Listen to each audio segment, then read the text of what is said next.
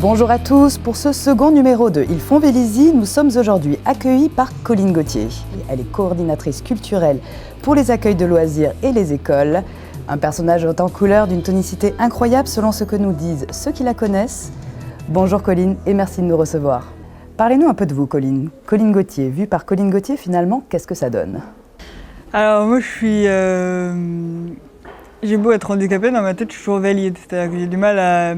Enfin je dis que je suis handicapée parce que c'est le cas, mais je reste quand même assez active. Je dis que je suis hyper active dans un corps qui malheureusement ne peut plus l'être. Je travaille, je suis coordinatrice des projets culturels sur les temps scolaires et périscolaires et sur les accueils de loisirs. Et en même temps, à côté, je fais plein de choses. Je fais des courses avec mes pompiers notamment, des petites comme des grandes. Et puis voilà, j'ai une vie normale finalement. Alors vous avez l'air assez à l'aise avec votre handicap puisque vous venez de nous en parler. Est-ce que vous accepteriez de nous en dire un petit peu davantage? Je crois savoir que vous n'êtes pas né avec. Non, en fait, il y a 9 ou 10 ans, j'ai été... je sentais un peu qu'il y avait des soucis...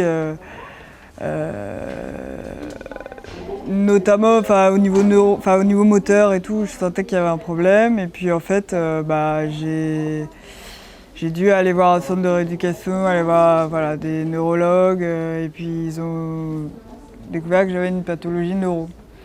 Alors ça n'avait pas été diagnostiqué tout de suite, hein, ça a pris plusieurs années. Mais je suis bien prise en charge et puis surtout j'ai cette volonté de pas vouloir que la maladie m'envahisse trop. C'est-à-dire que elle me suit quoi, mais elle reste derrière. Elle est toujours là en permanence, H24, jour et nuit.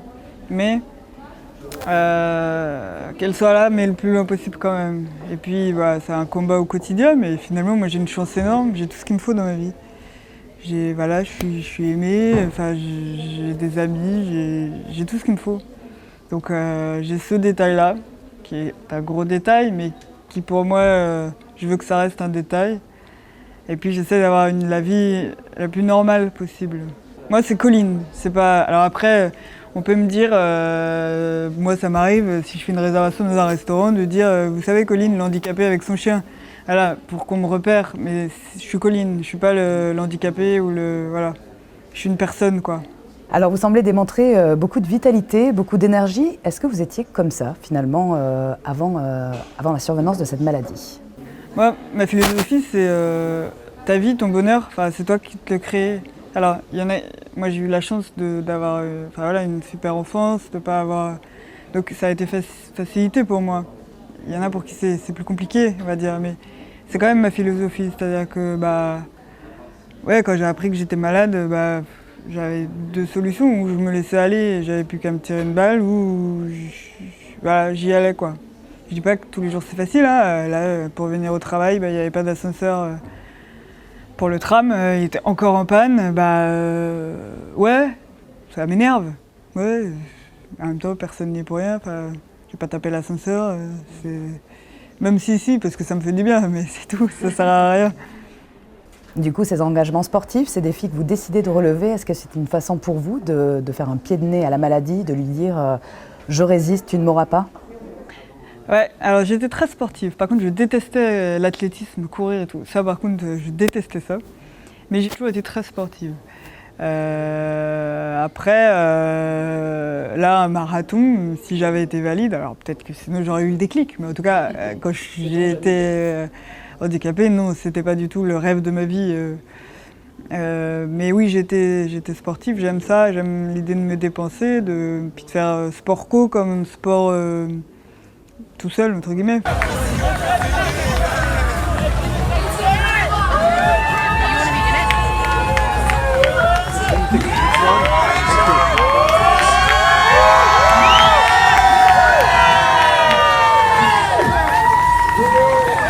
Pour New York, quand on est parti fin 2013, en octobre 2013, c'était 30 000 € de budget.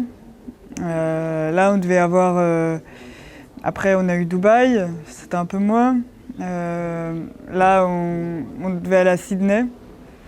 Mais médicalement, pour moi, c'est compliqué, parce que c'est quand même loin. Donc on voulait faire en fait un marathon par continent. Voilà, donc il nous restait Sydney et Moshi, qui est en Tanzanie, en Afrique. Et donc Sydney, a priori, on ne pourra jamais le faire, sauf si miracle, je vais beaucoup mieux, mais bon, c'est pas prévu dans le programme en tout cas. Et à la place, j'avais pensé à Los Angeles. Au début, on voulait San Francisco, mais c'est fin juillet, donc c'est pas top comme date. Donc plutôt Los Angeles, pourquoi pas. Mais il faut trouver les budgets, et ça, c'est chaud. C'est ce qu'il y a de plus compliqué, en fait. Pour New York, on a eu de la chance. Par hasard, en fait, j'ai rencontré une fondation pour Andy Chien, qui à la base aidait Andy Chien, parce que j'ai Ego, mon Andy Chien, qui m'accompagne tout le temps, et qui aidait l'association Andy Chien. Et il se trouve que j'ai parlé de mon projet, et en fait, il y en a 2 qui ont décidé de nous financer New York. Dubaï, on avait les fonds aussi grâce à des dons, et c'était beaucoup moins que New York. Et là, en fait, il y a des appels aux dons. On a un super parrain. Maintenant, c'est Samuel Etienne. Bonsoir à tous, bonsoir chez vous.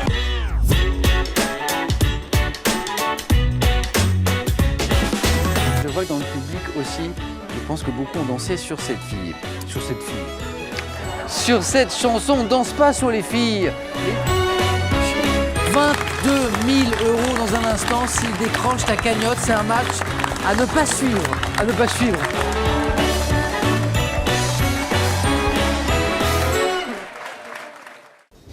Donc il est le parrain de notre association, et c'est un parrain en or parce qu'en plus il est présent sur les courses. Et en même temps, quand il est interviewé, quand il est sur une émission, il n'hésite jamais à parler de Pompiers d'aventure.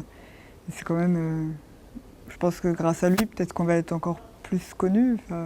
C'est une perle, c'est un amour cet homme-là.